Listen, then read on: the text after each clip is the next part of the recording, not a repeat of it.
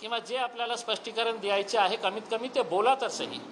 ज्यांना बोलायचे आहे ते गप्प बसलेले आहे आणि उगीच जे लोकांचं काही संबंध नाही, देणं घेणं नाही, ते ओळ्या मारत आहे, ते मला असं वाटतं बरोबर नाही आहे.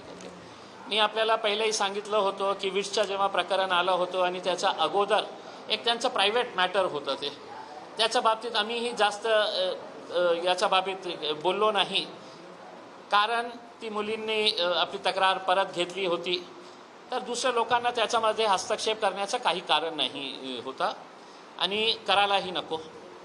दुसरं जेव्हा विट्सचं प्रकरण आलं तर कशा प्रकारचे उत्तर त्याच्यामध्ये देण्यात येत होते की आम्ही 5 पार्टनर्स आहे, ते आत्तापर्यंत त्यांनी सांगितलं नाही की ते 5 पार्टनर्स कोण होते करके, आणि त्याच्यानंतर त्यांनी ते पण संपवलं. मग ते MIDCचं प्रकरण जेव्हा आलं 106 कोटी रुपयेचा, ते लँड कशा प्रकारे MIDCच्या अधिकाऱ्यांवर दबाव टाकून ते लँड आपल्यासाठी घेण्यात आला, हे सगळं आपण विटनेस होते जेव्हा आपण काल MIDC ऑफिसमध्ये गेलो होतो आणि अधिकाऱ्यांसोबत काही बंद दरवाजामध्ये आपण चर्चा नाही केली, सगळ्यांच्या समोर केली आपण, आणि तुम्हाला माहीत पडलं असेल की अधिकाऱ्यांकडे कोणत्याही प्रकारचा उत्तर नाही होता.